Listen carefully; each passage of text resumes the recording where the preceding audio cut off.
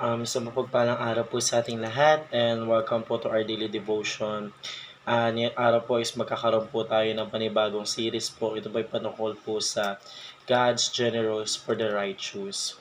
At ang kalakip po ng ating series po, ito po'y patungkol po sa God provides for the righteous. So sinasabi po dito ang ating Panginoon Diyos po is binibigay niya po lahat po ng pangangailangan natin or He provide po for the righteous or doon po sa mga righteous na anak po ng ating Panginoon Diyos. So, dahil naman po dumako sa ating scripture po, ito po yung matatagpuan sa Psalm chapter 37, verse 25. At ito po ang sabi sa English po, I've been young, and now I'm old, yet I have not seen the righteous on his children beginning for bread. At ito naman po sabi sa English po, ako'y naging bata at naging matanda na. Gayon man, hindi ko nakikita na ang matuwid ay pinabayaan, ni ang kanyang mga anak ay namamalimos ng tinapay. So, yun po ang ating Bible verse po para sa araw nito.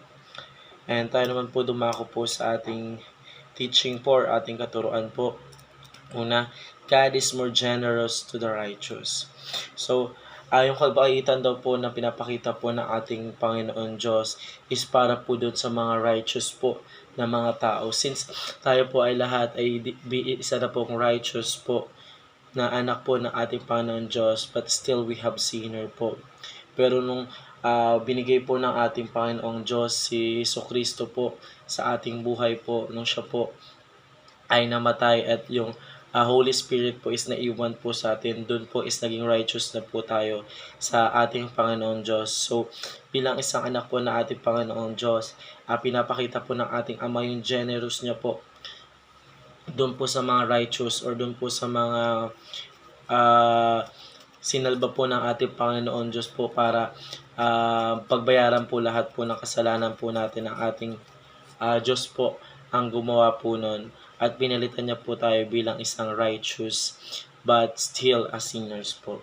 So, para naman po sa ating pangalawang katuruan po, God's generosity is generational. So, pag sinabi po nating generational po or generational, ito po yung pangkalahatan po or generate po, hindi lamang po para sa akin, kundi para po sa lahat po ng anak po ng ating Panginoon Diyos na ginawa pong righteous po. At dito po, pinapakita kong ang ating Panginoon Diyos po is siya po yung nagpo-provide po sa lahat po ng mga pangailangan po natin general. Hindi lamang po sa financially po natin, but in different aspects po. Siya po yung gumagawa or siya po yung nagbibigay or siya ng mga pangailangan po natin na we need dito po sa mundong ibabaw. So napaka-generous po ng ating Panginoong Diyos kasi never po siya naging madamot po sa atin po bilang mga anak niya.